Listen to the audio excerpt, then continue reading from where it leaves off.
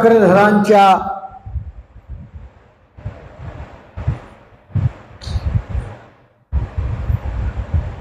असीम कृपा प्रसादाच्या माध्यमातून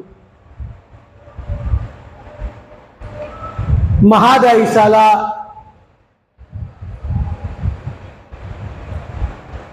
अतिशय प्रसन्नतेने, भक्तांना अतिशय प्रसन्नतेने स्वामी चक्रधरांनी श्रीकृष्ण चरित्र निरूपण केलं. त्याचा आपण श्रवण करत आहात आणि श्रवण करता करता प्रत्येक लीळेच्या माध्यमातून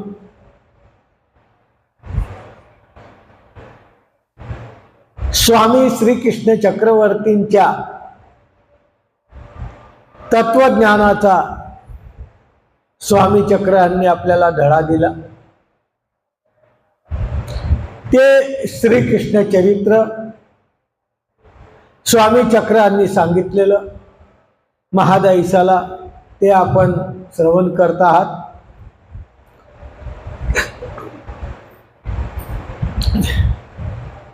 पुढं आपल्याला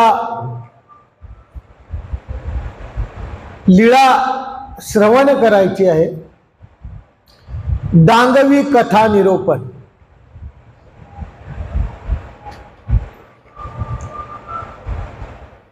दानवी राजा होता. याच्या राज्यामध्ये सर्व वनच होतं आणि वनाला अतिशय प्रिय मानत होता, म्हणून त्याला डांगवी राजा म्हणायचे. एकदा भक्तिजनांनी विचारलं, जी डांगवी कथा कशी आहे ती आम्हाला सांगा डांगवी राजाची. स्वामींनी सांगायला सुरुवात केली.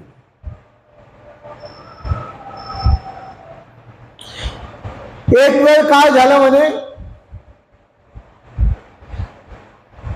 दुर्वास तपश्चर्या करीत होता. तुम्हाला माहित आहे दुर्वास ऋषी समुद्राच्या पलीकडे बेटावर तपश्चर्या करत होता. तो दुर्वास तपश्चर्या करता करता त्याची विषय वासना झाली.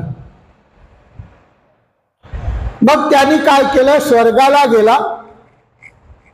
स्वर्गाला गेला आणि इंद्राला म्हणतो,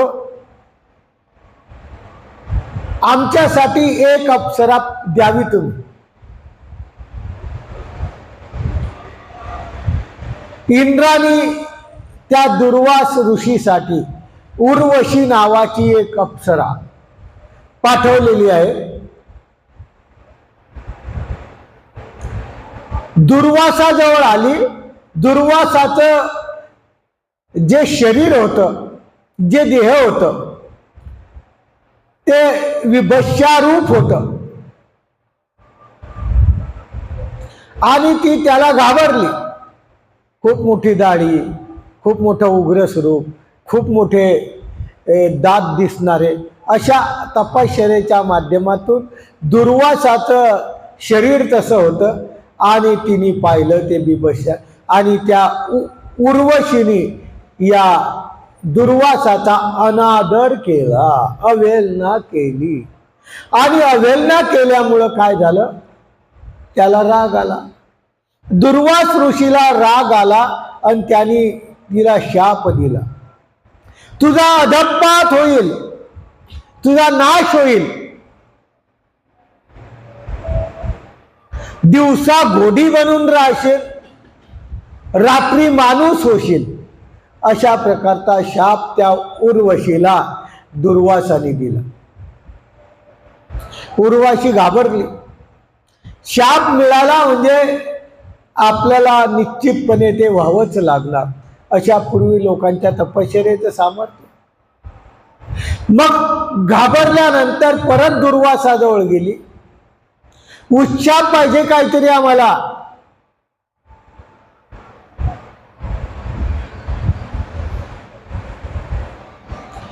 मग त्यांनी उशाप दिला, मृत्यूलोकी दानवी रायाच्या घरी तू राहशील घोडी बनून, आणि श्रीकृष्ण चक्रवर्ती जेव्हा पुढे येतील आणि तेव्हा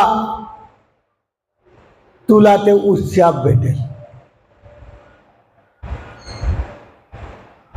त्याच्यामध्ये सांगितलेलं आहे, जेव्हा जेव्हा 3.5 वज्र एकत्र येतील तेव्हा तुला उशाप भेटेल, तू परत पूर्वरूपाला येशील.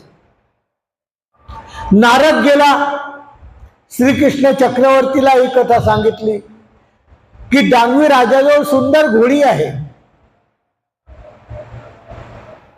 उर्वशी पुढच्या जन्मात घोडी झालेली आहे शापाच्या माध्यमातून.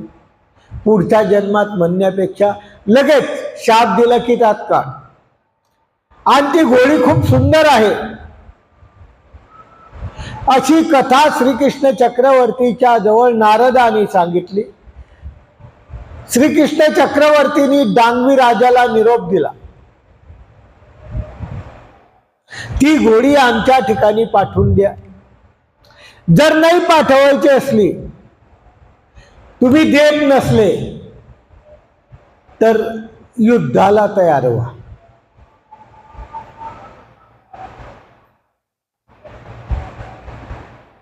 आता दानवी राजाला पेच पडला, प्राण जाईल पण मी घोडी मात्र देणार नाही, अशा प्रकारचा दानवी राजा म्हणतोय. मग त्यांनी काय केलं, आपलं राज्य सोडून दिलं, आपल्या राज्याचा त्याग केला. त्या घोडीला घेऊन अनेक देश अनेक राजधान्या हिंडला, पण त्याला कोणी थारा देईना, त्याला कोणी जवळ घेईना. काय करावं असं करता करता तो पांडवांचं राज्य इंद्रप्रस्थ या इंद्रप्रस्थाच्या ठिकाणी आला.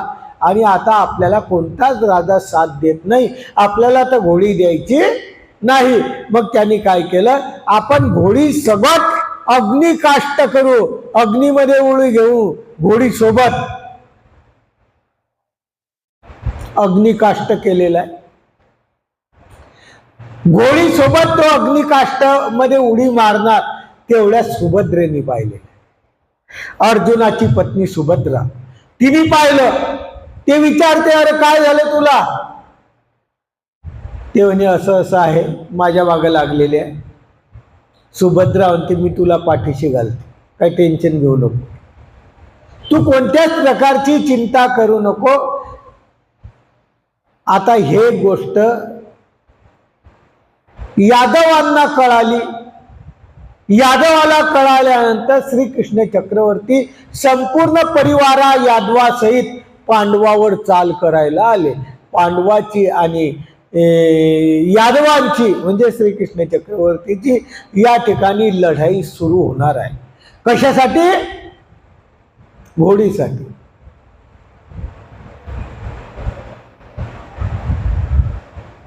मग भीमसेन आला. भीमसेन म्हणतो, दानवी राजा नाभिकार, तू घाबरू नको, मी तुझ्या पाठीशी आहे. त्यावेळी कौरव पांडव सुद्धा एकत्र झाले असं या चरित्रात आहे. आणि सर्वेचे सर्वे श्रीकृष्ण चक्रवर्तीवर तुटून पडलेले आहे. श्रीकृष्ण चक्रवर्तींनी सुदर्शन सोडलं. सुदर्शन चक्र म्हणजे एक वज्र मानले जाते. सुदर्शन चक्र सोडलं, त्या ते निरावया, ते सुदर्शन चक्र आपल्यावर येऊ नये म्हणून भीमानी गदा सोडली. गदा ही एक वज्र होत, इकडे सुदर्शन एक वज्र होते. किती वज्र आले? 2 वज्र आले. आणि या 2 वज्राची आपसामध्ये टक्कर झाली, युद्ध झालं. युद्ध चालू आहे. त्या ठिकाणी अर्जुन आला. अर्जुनाने पाहिलं, अरे हे काही आटपत नाही युद्ध. त्यांनी विळाखा घातला. मग अर्जुन देवाने काय केलं, हनुमंताला पाठवलं. त्या युद्धामध्ये हनुमंताला पाठवलं. हनुमंत सुद्धा एक वज्र होता. किती वज्र आले? 3 वज्र एकत्रित आले तरीही युद्ध आटपत नव्हतं, तो विळखा संपत नव्हता. मग भीमसेनाने काय केलं, हे तिन्ही वज्र हाताला धरले. कोणकोणते? एक सुदर्शन, एक गदा आणि एक हनुमंत. आणि तो स्वतः अर्धवज्र होता. भीमसेन स्वतः अर्धवज्र होता आणि आऊट वज्र एकत्र झाले. 3 नंतर अर्धा किती आले? 3.5. म्हणजे सांगायचं तात्पर्य, जो भीम होता हा नाभीपासून वर होता, म्हणजे बेबी पासून वरचा भाग त्याचा वज्र होता, खालचं साधं. अशा प्रकारचे 3 आणि भीम अर्धा, 3.5 वज्र एकत्रित आले आणि वर्षीला उत्साह भेटला. लगेच वर्षी प्रगट झाली आणि गगनमार्गे स्वर्गाला निघून गेली. यांचं युद्ध ज्याच्यासाठी झालं तो विषय संपला, स्वर्गाला गेली. एकमेकाचं युद्ध या ठिकाणी संपून गेलं. यादव पांडव साम्य झाले आणि डांगवी आपल्या नगराशी चालला गेला, आपलं राज्य करायला लागला. अशा माध्यमातून त्या उर्वशीला तो शापाचं उशाप होण्यासाठी अशा युद्ध श्रीकृष्ण चक्रवर्तीला करावं लागलं. आणि परमेश्वर देवतेचा प्रत्येक जो हेतू आहे ते पुरवत असता या चरित्राच्या माध्यमातून सांग. पुढे श्रीकृष्ण शिराब्दी अर्जुन गमनी कथन चरित्रात सुद्धा ही लीळा आलेली आहे. आपण जर लीळा चरित्र ऐकलेलं असलं स्वामी चक्रांचं, जशीची तशी ही लीळा त्याच्यात आलेली आहे. एकाही शब्दाचा फरक या ठिकाणी केलेला नाही आहे, पण आपल्याला ती श्रवण करायची आहे. एकदा स्वामी चक्रधर बसलेले आहे आणि स्वामी चक्रांनी ही लीळा 2 ठिकाणी सांगितली, 2दा सांगितली. एकदा मात्रा कवळीला मार्गे जाता, रामदरा आपल्याला माहित आहे. रामदऱ्याहून स्वामी मात्रा कवळीला जात आहेत. मधाल एका ठिकाणी थांबले. तिथं 2 गावं दिसायला लागले. आज बी ते उंचावर आहे, वंदे म्हणतात त्याला. हे उंचावर आहे, इकडे जामखेड दिसते, इकडे मात्रा कवळी दिसते. अशा 2 गावात टेकडावर स्वामी उभे आहे. बाईसा विचारते, हे गाव कोणतं? म्हणे जामखेड. हे गाव कोणतं? तर म्हणे मात्रा कवळी.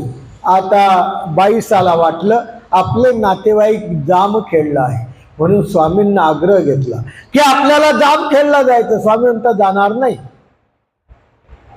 आम्ही येणार नाही. त्या मार्गी स्वामी चक्रधर एकदा अदृश्य झाले, ज्या ठिकाणी ते वनदेवची लीळा ती जागा. दुसऱ्यांदा स्वामी परत अदृश्य झाले. पाप विनाशनीला जाताना जेऊर मार्गी,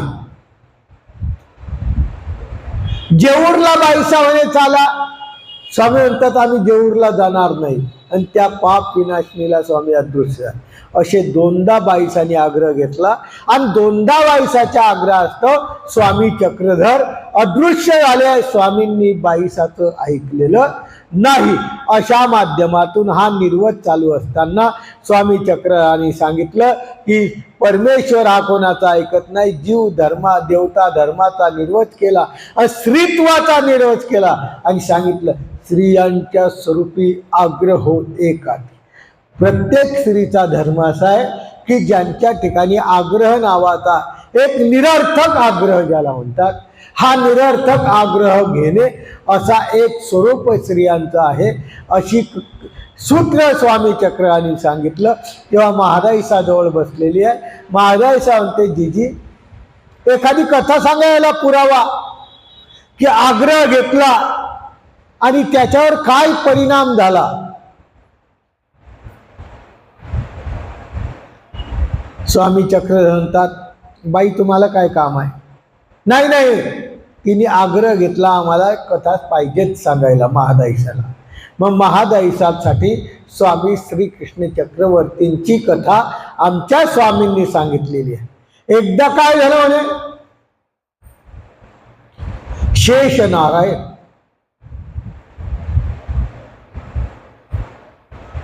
शय्या करत होता. त्याची पत्नी लक्ष्मी त्याचा पाय दाबत होती.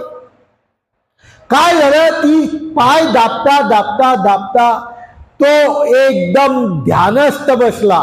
आणि ध्यानस्थ बसल्यानंतर त्यांनी आपला जे डोकं होतं, माथा होता, तो खाली असा नतमस्तक केला. आणि ही पाहिलं लक्ष्मी. आता लक्ष्मीने विचार केला, या जगात सर्वात सुंदर अवतार जो असेल तो शेष नारायण आहे. याच्या पलीकडे कोणी सुंदरच नाही. आणि एवढा अनुपम्य स्वरूप असलेलं, अनुपम्य रूप असलेला हा जो आपला पती आहे, यांनी माथा का चुकीला, यांनी नमस्कार वाकडा का झाला, कोणासाठी केला? लक्ष्मीने विचारलं.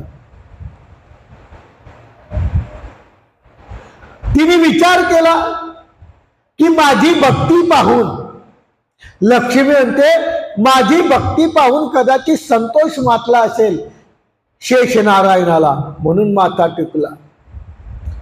परंतु तरीही श्रीकृष्ण चक्रवर्ती जवळ आग्रह घेतला, मला सांगा तुम्ही माथा का चुकला, माथा खाली नतमस्तक का झाले?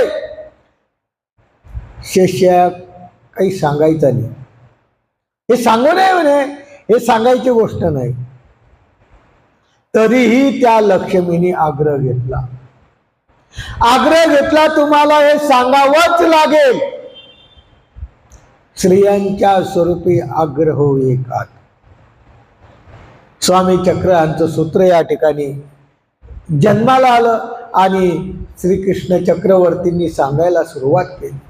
आपल्या शेष नारायणी सांगायला सुरुवात केली. काय सांगू म्हणे, भूमंडळावर मृत्यू लोकामध्ये श्रीकृष्ण चक्रवर्ती एक अवतरलेले आहेत. ते साक्षात ब्रह्म आहे. त्यांचं लावण्य, सौंदर्य, औदार्य मी बघितलं म्हणून मी नतमस्तक झालो. परत लक्ष्मीनी शंका केली, तुमच्यापेक्षा सुंदर आहे का? शेषशाही म्हणतो मृत्यू लोकामध्ये विस्मय आहे, आश्चर्य आहे. या माझ्यापेक्षा नाही तर त्यांची जी सुंदरता आहे ना, ते माझी जी सुंदरता आहे ना, त्यांच्या नखाच्या तळपायाला सुद्धा मिळत नाही. इतकी माझी सुंदरता कमी आहे आणि त्यांची सुंदरता इतकी जास्त आहे की मी त्यांच्या तळपायाची सुद्धा सुंदरतेबाबत बराबरी करू शकत नाही. अशा प्रकारचं श्रीकृष्ण चक्रवर्तीचं वर्णन लक्ष्मीच्या जवळ शेष नारायणाने केलं. काय झालं मग? उलटा प्रकार झाला. श्रीकृष्ण चक्रवर्ती पासून तिला नुसुद्धा त्या सौंदर्याच्या याच्यापासूनच वेग निर्माण झाला, आवडी निर्माण झाली.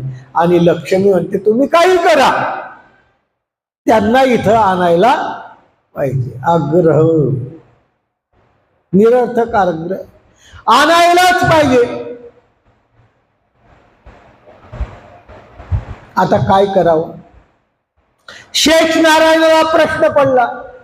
तो काय एखाद्या बाजारातला भाजीपाला आहे की पटकन आणून द्यावं? तो परब्रह्म परमेश्वर अवतार आहे. या शेष नारायणाला माहित आहे की आपल्यापेक्षा खूप श्रेष्ठ आहे, आपला ऐकणार नाही. त्यांनी म्हणतात सहस्र मुखानी त्या शेष नारायणाने 1000 तोंडांनी परमेश्वराचं नामस्मरण केलं, तरीही तो आला नाही. मग काय करावं? श्रीकृष्ण चक्रवर्ती आला नाही. शेषयाला सांगणं पडलं. मग त्यांनी काय केलं? आता आणायचं म्हणून द्वारकेमध्ये गेला. सत्यभाम नावाचा ब्राह्मण होता. सत्यभाम नावाचा एक ब्राह्मण होता. नावं जवळजवळ सारखेच आहे, फक्त कुठंतरी स्त्रीलिंग आणि पुल्लिंग असा फरक पडून जातो. सत्यभाम नावाचा ब्राह्मण होता आणि त्या ब्राह्मणाचे मुलं आणायला त्यांनी सुरुवात. एक मुलगा जन्मला की उचलला, जन्मला की उचलला. 1 2 3 4 5 6 मुलं तो उचलून घेऊन गेला वर. या ब्राह्मणाला आपले मुलं मरतात यामुळं खूप दुःखी झाला. त्याला दुःख वाटायला लागलं. त्यांनी धर्मशास्त्र, ज्योतिषशास्त्र आणि कोणतं शास्त्र त्याच्यामध्ये पाहिलं की माझे मुलं का मरतात. मग त्याच्यामध्ये असं लिहून आलं, अरे राजा जर अधर्म करत असेल तर प्रजा वाढत नाही. एखादा राजा राज्याचा आहे, तो जर अधर्म करतो आहे तर प्रजा वाढणार नाही. कदाचित आपण अधर्म करत असेल तर आपले पुत्र जगणार नाही. आपण तर व्यवस्थित आहे म्हणून राजा अधर्मशील आहे. राजा कोण? श्रीकृष्ण. गेला ओरडत, भर दरबारामध्ये ओरडत गेला आणि म्हणायला लागला की हा राजा अधर्मशील आहे, याच्या ठिकाणी अधर्म वर्ततो म्हणून माझी प्रजा वाढत नाही, माझे मुलं वाढत नाही. हा अधर्म आचरतो आहे. मोठमोठ्याने दुःखाच्या माध्यमातून हंबरडा फोडायला लागला, खूप दुःख करायला लागला. 7 दिवस तो त्या महाद्वाराजवळच थांबला, दुःखच करायचा. त्याला कोणीच विचारत नव्हतं. जसे आता जरांगे साहेब करतात पण कोणी पाहत नाही. त्या माध्यमातून त्या राज्यात त्याच्याकडे कोणी पाहत नाही. संभाषीना कोणी बोलत नव्हतं.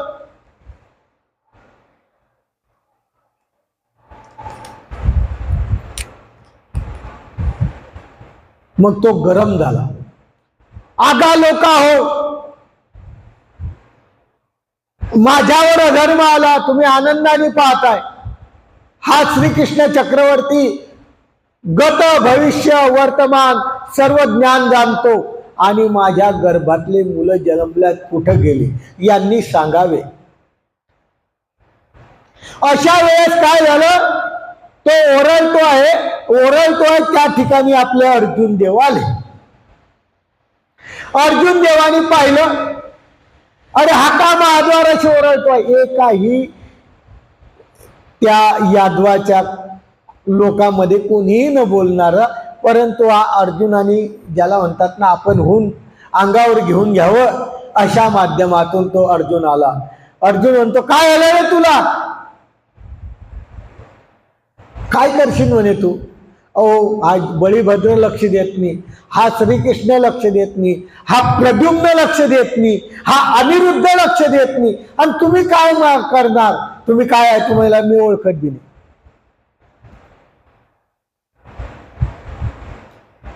अर्जुनाला अहंकार आला.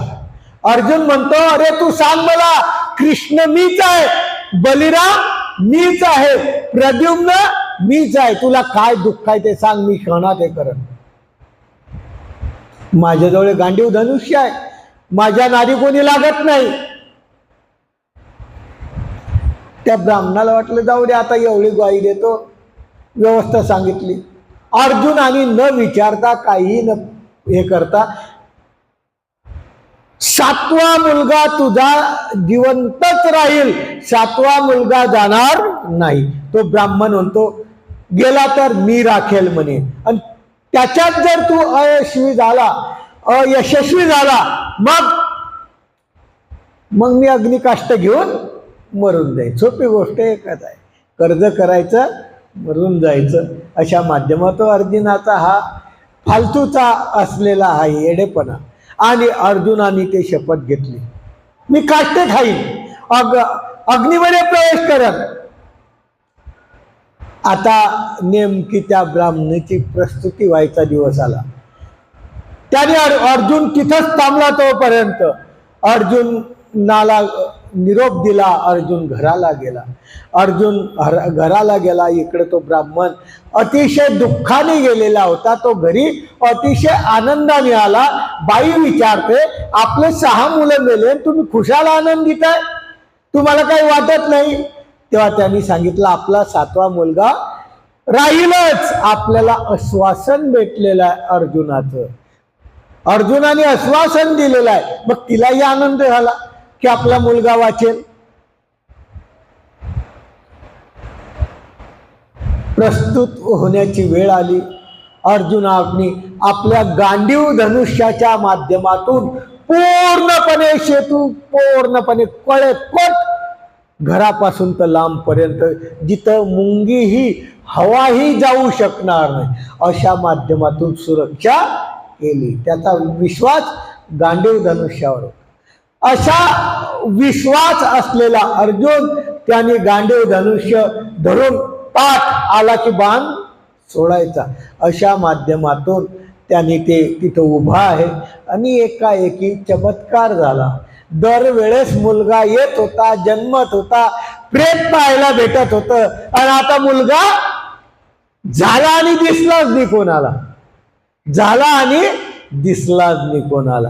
आता नेमकं त्या ब्राह्मण म्हणतो, मर मर अर्जुना, तू मरायचाच कामाचा आहे, तू तर मोठी ग्वाही दिलती.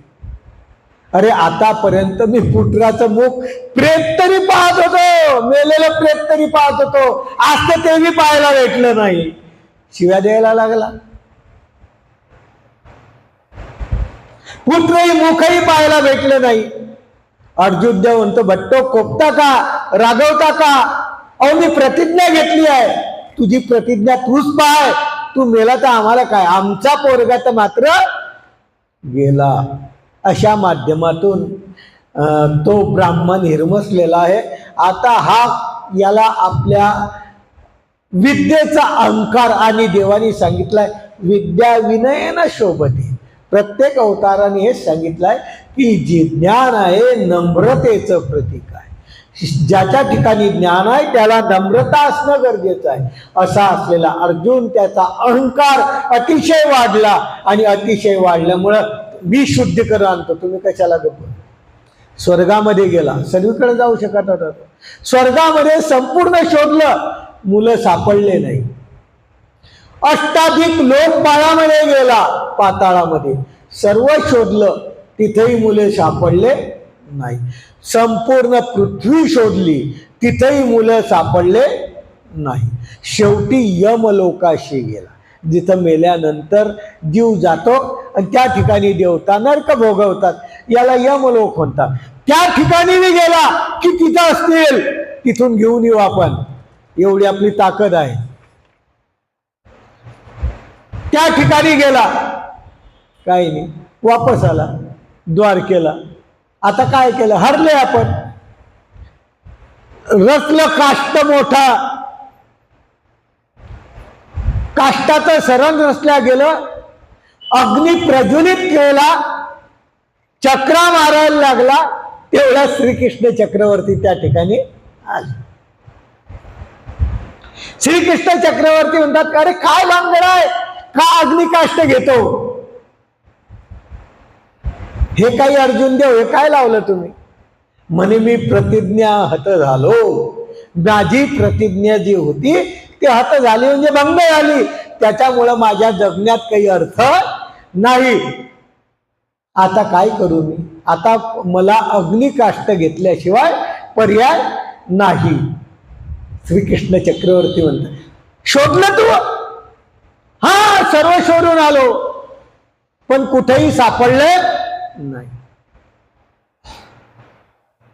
दशरात्री पंचरात्री सर्व शोधलं, पण सापडलं नाही.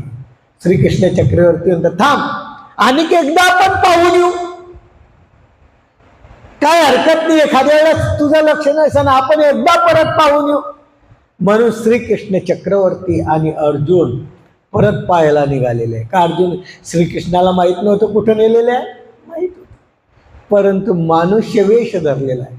आणि श्रीकृष्ण चक्रवर्ती आणि अर्जुन निघाला, रथावर बसला, स्वर्गापर्यंत पोहोचले, स्वर्गाच्या जवळ गेले आणि तिथे एक पायरी होती. त्या पायरीवर श्रीकृष्ण चक्रवर्ती अर्जुनाला म्हणतात, अरे इथे तू पाय देऊ नको, ही पायरीवर पाय देऊ नका. तुझ्या बापाला या ठिकाणी देवतेने काय केलेला, दुःख भोगवतात आहे. लक्षात ठेवा, पंडूराजांनी 99 यज्ञ केले होते. 99 यज्ञ केलेले होते. आणि द्वापार युगीचा बहिर्याग होता. 100 यज्ञ करणे हा तेथीचा धर्म. आता 99 यज्ञ केले, एकच यज्ञ राहिला. देवतेने त्याला आधी ते बळी देतात म्हणून जळतवाला पाठवलं. पहा, देवता एक यज्ञ कमी राहिला तर देवतेने दुःखाला पाठवलं. 100 यज्ञ त्या युगात होऊ शकले नाही, तर आपण या ठिकाणी यज्ञ करतो, होम करतो, शक्य नाही. हा धर्म या युगीचा नाही, तो द्वापार युगीचा धर्म असून पंडू राजाकडून झाले नाही. त्या पंडू राजाच्या त्या पायरीमध्ये दाबलेलं देवतेने असं श्रीकृष्ण चक्रवर्तीने अर्जुनाला सांगितलं. असे करता करता लोक यात्रा संपोस्तर, म्हणजे सत्य, कैलास, वैकुंठ हेही संपलं. पुढे गेले, एकदम अंधकार पडला. कारण शेष नारायण हा सूर्याच्या पलीकडे आहे, शेष नारायण स्वर्गाच्या पलीकडे आहे. असा असलेला शेष नारायण त्याच्या हद्दीमध्ये जाताना एकदम अंधार पडला. सुदर्शन चक्राच्या माध्यमातून, प्रकाशाच्या माध्यमातून दोघं चालायला लागले. चालता चालता काय झालं, ते सुदर्शन चक्र पुढे होतं, पुढे श्रीकृष्ण चक्रवर्ती, माग अर्जुन. त्या सुदर्शन चक्राचा जो प्रकाश होता तो अर्जुनाकडून काही झेपवत नव्हता. श्रीकृष्ण चक्रवर्तीला समजलं. समजल्यानंतर काय केलं, ते सुदर्शन चक्र मध्ये ठेवलं. श्रीकृष्ण चक्रवर्ती पुढे राहिले, माग अर्जुनाला केलं. अशा माध्यमातून श्रीकृष्ण चक्रवर्ती शेष नारायणाच्या त्या स्थानावर पोहोचले. शेष नारायणाला खूप आनंद झाला. शेष नारायणाने नमस्कार केला, श्रीचरण झटकले आणि श्रीकृष्ण चक्रवर्तीच्या ठिकाणी महाउत्सव केला. अर्जुन देव आणि श्रीकृष्ण त्या राहुळाच्या गेले. मोठं आसन रचलं श्रीकृष्ण चक्रवर्ती. नवाविधा भक्ती, षोडोपचारी पूजा शेषशाही श्रीकृष्ण चक्रवर्तीची केली. अमृताचा पाहुणचार केला. आपण कशाचा करतो, धोंड्याचा महिना आहे, पुरणपोळीच आहे ना. त्याने श्रीकृष्ण चक्रवर्तीचा अमृताचा पाहुणचार केला. कोण आहे इकडे करणार आहे, आपण करतो अमृत आहे ना, बाहेर जाऊ.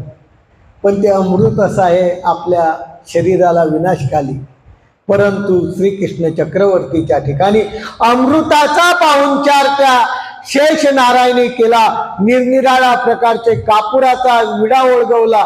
शेषशाही आपल्या श्रीकृष्ण चक्रवर्तीला संपूर्ण मंदिर म्हणजे ते भुवन दाखवलं. आणि त्यानंतर श्रीकृष्ण चक्रवर्तीला लक्ष्मीच्या गुंफेमध्ये घेऊन गेले. लक्ष्मीने पाहिलं, लक्ष्मीला आनंद झाला. लक्ष्मीनं आपल्या केसाने श्रीकृष्ण चक्रवर्तीचं चरण साफ केलं आणि साफ केल्यानंतर माणिक रत्नदीप माणिक मोत्याने काय केली, पूजा केली. हात जोडून उभे राहिली. जी श्रीकृष्ण चक्रवर्तीला तो शेष नारायण म्हणतो, मज बोल लागला, या हिनं आग्रह केला म्हणून मला ब्राह्मणाचे मुलं आणावं लागले, नाही तर मी आणले नसते. हिचा आग्रह होता म्हणून ब्राह्मणाचे मुलं आणल्या गेले. त्या लक्ष्मी सोबत एक दुसरी बाई होती शेष नारायणाची, तिचं नाव होतं वृंदा. अशी लक्ष्मी आणि वृंदा शेषशय्याजवळ त्या राहणाऱ्या, त्या श्रीकृष्ण चक्रवर्तीच्या त्यांना अशा प्रकारचं दर्शन झालं, पूजा झाली. आणि श्रीकृष्ण चक्रवर्तींनी ते बालक अर्जुन देवाजवळ दिले आणि तिथून वापस यायला निघाले. ते म्हणतात, आम्हाला कधी दर्शन दे सांग. लक्ष्मी आणि वृंदा आग्रह घेतला आम्हाला परत कधी दर्शन दे सांग. ते म्हणे आम्ही न राहणार, आम्ही राहत नाही. तेव्हा त्यांच्या ठिकाणी वृंदाच्या ठिकाणी श्रीकृष्ण चक्रवर्तींनी एक विद्या संक्रमण केली आणि ते तिथं त्याला पाहायला लागली. तेव्हा दुसरी लक्ष्मी श्रीकृष्ण चक्रवर्तीच्या जवळ गेली. मला तुम्ही सन्निधान द्या, मला तुम्ही प्रेम द्या. श्रीकृष्ण चक्रवर्तीला ती लक्ष्मी म्हणते मला प्रेम द्या. तेव्हा श्रीकृष्ण चक्रवर्तीने सांगितलं, बाई हा सर्व वेद देवतेला न होऊन देवतेच्या प्रत्येक देवतेच्या मूर्तीमध्ये एक जीव आहे, त्याला फळिया म्हणतात. आणि हा फक्त वेद कोणाला होतो? फळियाला. देवता तर एरवीच परमेश्वराच्या अधीन नतमस्तक आहे, परंतु त्या फळियाला म्हणजे त्या लक्ष्मीच्या मूर्तीमध्ये जो जीव होता त्याला वेद झाला, आवडी झाली आणि तो म्हणतो मला प्रेम द्या. तेव्हा श्रीकृष्ण चक्रवर्तींनी सांगितलं, आता तुम्हा नव्या संबंध. आमच्या स्वामींनी मी सांगितलं भट्टोबासाल, आता तुम्हा नव्या संबंध म्हणजे पूर्ण संबंधी आम्ही तुम्हाला प्रेमाचं दातृत्व करू, तोपर्यंत आम्ही काही करणार नाही. श्रीकृष्ण चक्रवर्तीचे चरण ते सोडत नव्हती. श्रीकृष्ण चक्रवर्तीच्या चरणावर तिने माथा ठेवला, रहा म्हणे. तेव्हा हिला सुद्धा स्वरूप दर्शनी विद्या श्रीकृष्ण चक्रवर्तीने लक्ष्मीला संक्रमण केली आणि श्रीकृष्ण चक्रवर्ती तिथून निघून आले, स्वर्गापर्यंत आले. परत स्वर्गामध्ये त्या पायरीवर येताना परत अर्जुनाला आठवण दिली, इथं तुझा कोण आहे? वडील आहे, बंडूराजा आहे, तू इथं पाय नको देऊ. हा ग्रहत्वाला गेलेला आहे, हा जडत्वाला गेलेला आहे, तो कसा मुंचेल असं अर्जुनाने विचारलं. तेव्हा श्रीकृष्ण चक्रवर्तीने सांगितलं की आणि 99 यज्ञ केले, एक यज्ञ केला नाही. परंतु तुम्ही जर एक यज्ञ केला तर याची या यज्ञातून मुक्त होईल. परमेश्वर समर्थ आहे म्हणून, नाही तर प्रत्येकाला 100 यज्ञ करावंच लागतात. पण श्रीकृष्ण चक्रवर्तीला त्या दुःखातून काढायचं होतं म्हणून पांडवाला अर्जुनाला सांगितलं की तुम्हाला घरी गेल्यानंतर एक यज्ञ करावं लागेल, ज्याचं नाव काय आहे? राजसू यज्ञ. अशा राजसू यज्ञाच्या माध्यमातून तुम्ही केला तर तुमच्या वडील या पायरीतून काय होतील? मुक्त होतील. असा आदर्श श्रीकृष्ण चक्रवर्तींनी दिला आणि ते बालक घेऊन भर सभेत आले. भर सभेत आणले कोणी? अर्जुनाने. परंतु त्या भर सभेत श्रीकृष्ण चक्रवर्ती त्या बळीभद्राला म्हणतात, आपण 2 राजे काहीच कामाचे नाही. हा अर्जुन एक भला, यांनी काय आणले? बालके शोधून आणले, आपल्या राज्याची शान यांनी राखली. पहा आपण काही कामाचे नाही, आम्हा तो शुद्धी नव्हे, आमच्याकडून शुद्धी झाली नाही, परंतु तुमच्याकडून मी शुद्धी झाली नाही. बळीभद्राला म्हणतात. पण हा एक अर्जुन यांनी काय केलं? ते बालक शोधून आणले, त्या ब्राह्मणाला देऊन टाकले. यावर स्वामी चक्रांनी एक सुंदर अशा प्रकारचा एक आचार प्रणाली सांगितली आहे. या तत्वाच्या माध्यमातून श्रीकृष्ण चक्रवर्तीने आदर्श काय दिला? आपला गुण पुढिलावर घालावा. आपला गुण आपण जरी केलं तरी आपण केलेलं म्हणायचं नाही, ते कोणी केलं? त्यांनी केलं. त्याला दुसऱ्याला मोठेपणा द्यायचा. पाहता परमेश्वर आहे, आपण ती श्रेयता घ्यायची नाही, आपला गुण पुढिलावर घालावा. अशा माध्यमातून श्रीकृष्ण चक्रवर्तींनी एक आदर्शमय आचार आपल्या समोर दिला. आणले कोणी? श्रीकृष्ण चक्रवर्तींनी. आणि नाव कोणाचं सांगितलं? अर्जुनाचं नाव सांगितलं की अर्जुनाने हे बालक आणली. इतक्याने तो गेला. ब्राह्मण अर्जुन देव श्रीकर घेऊन रुक्मिणी रावळाच्या गेले. माधाई सांगते जिजी वृंदा लक्ष्मी श्रीकृष्ण चक्रवर्ती सोबत निघाल्या. आता एखाद्याची बाई एखाद्या सोबत निघाली.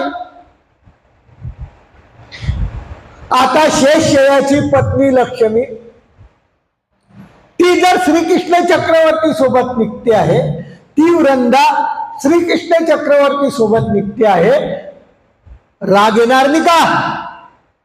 तुमच्या बाईकडे जर कोणी तिरप्या नजरेने पाहिलं, आधा दाती शीश घे, आणि एवढा मोठा शेष नारायण याची पत्नी श्रीकृष्ण चक्रवर्तीच्या मागे निघाली, त्यांना काही फरक पडला नाही का, असा प्रश्न महादाईसाने श्रीकृष्ण चक्रवर्तीला विचारलेला आहे. तेव्हा आमच्या स्वामींनी सांगितलेलं आहे, बाई, शिराब्धीच्या ठाई विकार नाही, काही विकार नाही. शिराब्धी अविक्रिय ब्रह्म, अविक्रिय म्हणजे न विकरणारा, कधीही तो विक्रत नाही, अशा प्रकारचा तो ब्रह्म म्हणजे चौथ्या ब्रह्मामधला तो एक ब्रह्म आहे. आणि अशा शेष नारायणाची माहिती आमच्या स्वामींनी महादाईसाला दिली. आणि श्रीकृष्ण चक्रवर्तींनी ते मुलं त्यांना सोपवली, अर्जुनाला सोपवली, अर्जुनाने त्या ब्राह्मणाला सोपवली, आणि अर्जुन सरळ सरळ आपल्या हस्तिनापुराला आला. आणि हस्तिनापुराला येऊन त्यांनी युधिष्ठिराला ती गोष्ट सांगितली की आपल्या बापाला कुठं दाबला आहे, पायरीमध्ये स्वर्गाच्या दाबलेला आहे, आणि त्याच्यातून आपल्याला मुक्त करायचं आहे. अशी व्यवस्था पंडूची संपूर्ण कथा आमच्या अर्जुनाने युधिष्ठिर म्हणजे मोठ्या बंधूला सांगितली. या चरित्राच्या माध्यमातून देवतेच्या ठिकाणी सुद्धा जे फळी आहेत त्यांना परमेश्वरापासून वेद होतो. 5 लक्षापर्यंत देवतेचा फळीयाला वेद होतो, असं आमच्या स्वामी चक्रांनी या तत्वज्ञानातून श्रीकृष्ण चक्रवर्तीची लीळा सांगून सांगितलेलं आहे. आणि अर्जुनाला सांगितलं, फालतूचा अहंकार काही कामाचा नाही. जर श्रीकृष्ण चक्रवर्तीने लक्ष नसतं दिलं तर काय झालं असतं, मरायचंच काम होतं, दुसरं काहीच नव्हतं. परंतु परमेश्वर पाठीराखा होता, तरीही त्यांनी सांगितलं की बाबा रे, अशा प्रकारचं काही न विचार करता कोणत्याही प्रकारची प्रतिज्ञा कधी घ्यायची नाही. त्या पाठीमागच्या प्रत्येक भूमिकेचा विचार करावा लागेल, विचार करून आपण हे करायचं. तू न विचार करता काम केले, परंतु त्यातूनही श्रीकृष्ण चक्रवर्तीने त्याला या ठिकाणी वाचवलं. म्हणजे परमेश्वराचा होता म्हणून, सर्वस्व परमेश्वराला दिलं होतं म्हणून आज आपण काही केलं तर देव वाचवणार नाही. लक्षात ठेव, आपण त्या लायकीचे नाही. आपली कंडिशन अशी आहे, आपण एकनिष्ठ म्हणता म्हणता म्हणता म्हणता इतके एकनिष्ठ होऊन जातो की आज या वाड्यात जेवण आहे, मग तर आम्हाला जावंच लागेल, खाऊनच. आपण एकनिष्ठ भक्तीचा विचार करतच नाही. आणि भक्तीचा विचार करत नाही तर देव काय आपलं रक्षण करणारच नाही. आणि त्याला अर्जुनासारखं एकनिष्ठ श्रीकृष्णावरच विश्वास त्याचा होता, म्हणून प्रत्येक वेळेस वारंवार श्रीकृष्ण चक्रवर्तीने त्याला त्या संकटातून तारलेला हा आदर्श या चरित्राच्या माध्यमातून. पुढे खांडववन,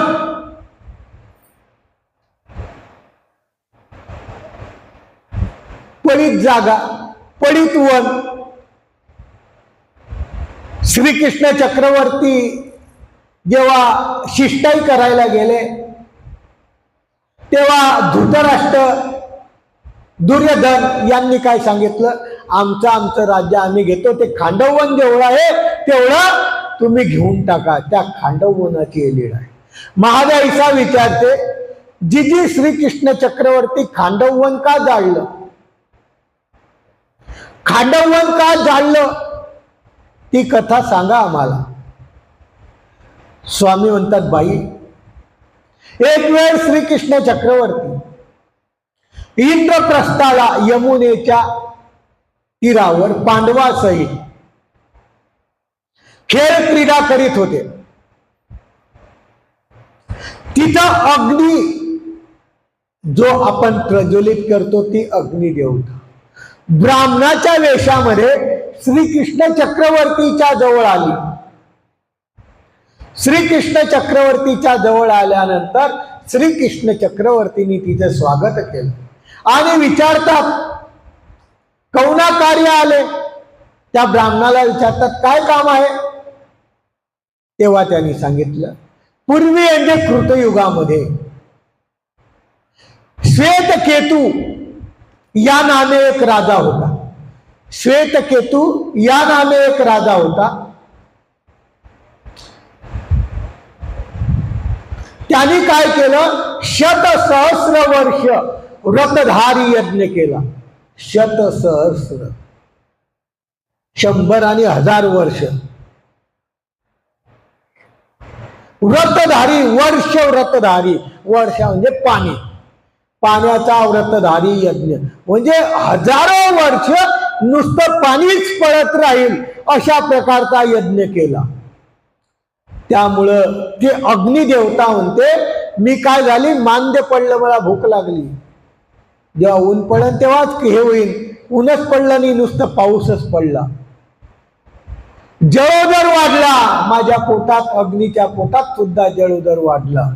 आणि त्याच्यामुळे मला जळदर क्षमायसाठी मी ब्रह्म्याजवळ गेली आणि ब्रह्म्याला सांगितलं की मला जळोदर वाढलेला आहे, माझा जळोदर कमी करायचा आहे, मला भस्म करायचा आहे, म्हणून हे खांडववन तू मला देऊन टाक, हे खांडववन तू मला देऊन टाक. ब्रह्म्याने देऊन टाकलं. खांडववन जाळण्यासाठी ती अग्निदेवता तिकडे गेली, पण तिच्याने ते खांडववन जळेची ना, जळालं नाही. ते ब्रह्माजवळ आली, ब्रह्म्याला सर्व वृत्तांत सांगितला. ब्रह्म म्हणतो आता काही करू शकत नाही. आता द्वापरी श्रीकृष्ण चक्रवर्ती जेव्हा जन्मतील, अर्जुनाला जेव्हा खांडववन देतील, तेव्हा तुझी इच्छा पूर्ण होईल. आणि श्रीकृष्ण चक्रवर्ती अर्जुन आले. ब्रह्म्याने म्हटलं, श्रीकृष्ण चक्रवर्ती अग्निसहित त्या स्वर्गाला गेले आणि अर्जुनाकरवी एक बाण सोडवला गेला. आणि तो बाण सोडून ते खांडववन काय केलं, पूर्णपणे जाळल्या गेलं. म्हणजे श्रीकृष्ण चक्रवर्तीच्या आज्ञेच्या माध्यमातून, त्या बाणाच्या माध्यमातून ते खांडववन श्रीकृष्ण चक्रवर्तीने काय केलं, जाळून टाकलं. तेव्हा इंद्र त्या ठिकाणी आला. इंद्र पाऊस पाडायचा प्रयत्न करतो आहे, परंतु श्रीकृष्ण चक्रवर्तीने युद्धामध्ये इंद्राला पराजित केलं आणि त्या ठिकाणी ते खांडववन जाळून टाकलं. आणि त्या ठिकाणी ते अग्निदेवता शांत झाली आणि श्रीकृष्ण चक्रवर्ती अर्जुनासहित इंद्रप्रस्थाला गेले. ती जाळून टाकल्यानंतर त्या ठिकाणी हे नदीच्या, यमुना नदीच्या काठावर असलेलं वन आहे. दिल्लीला आजही यमुना नदी आहे, इंद्रप्रस्थ आजही आहे, हस्तिनापूर आजही आहे. दिल्लीचं नाव अनेक हस्तिनापूर आहे, इंद्रप्रस्थ सुद्धा आजही दिल्लीमध्ये आहे. हे दोन ऐतिहासिक 5000 वर्षापासून चालत आलेल्या वस्तू आजही दिल्ली शहरामध्ये आहेत. त्याच्यामध्ये इंद्रप्रस्थ जे पांडवांनी ते खांडववन जाळून त्या ठिकाणी विश्वकर्म्याच्या माध्यमातून, विश्वकर्मा देवता आहे, त्या देवतेच्या माध्यमातून हे खांडववन जाळून त्या ठिकाणी इंद्रप्रस्थ बनवलेलं आहे. ते हस्तिनापुरापेक्षा सुद्धा कितीतरी सुंदर. पांडवांना हे खांडववन मिळाल्यानंतर, ते जाळून टाकल्यानंतर त्या ठिकाणी पांडवांनी जे महाल बनवला, राज्य बनवलं, राजधानी बनवली, त्याचं नाव काय होतं, इंद्रप्रस्थ. आणि हे कोणी पाहिलं होतं, दुर्योधनाने, कौरवांनी पाहिलं होतं. आणि त्यांनी विचार केला, अरे आपल्यापेक्षा पुढे गेले, या ठिकाणी यांचं काय करायचं, हे करायचं म्हणून पाहायला आलता. तुम्हाला माहिती आहे ती कथा. पाहायला आल्यानंतर त्या महालात शिरला. तिथं असं पाणी वाहत होतं, त्याला वाटलं हे पाणीच आहे, पण ते काही पाणी न होतं, ते फरशी होती. त्यांनी कपडे वर केले आणि पाय दिला तर ते काय झाले, एका ठिकाणी खरंच फरशी दिसत होती. त्याला वाटलं इथे काय असेल, पाणी नसेल, म्हणून तो पटकन पाय टाकला तर त्याच्यामध्ये पडला. तेव्हा आमच्या द्रौपदीने काय शब्द उच्चारले होते, अंध्याचे पुत्र. त्याच्याने एवढं महाभारत. अनिती अनिती ते प्रसवे, अनिती तो पुरुष असा वाया जातो. आणि ही अनिती त्या दुर्योधनाकडून घडली, द्रौपदीकडून घडली. म्हणून द्रौपदीलाही त्या प्रत्येकाच्या व्याधीला, संकटाला समोर जावं लागलं. द्रौपदीला जावं लागलं, दुर्योधनाला जावं लागलं. अशा माध्यमातून जे वन केलं त्याचं नाव काय होतं? इंद्रप्रस्थ.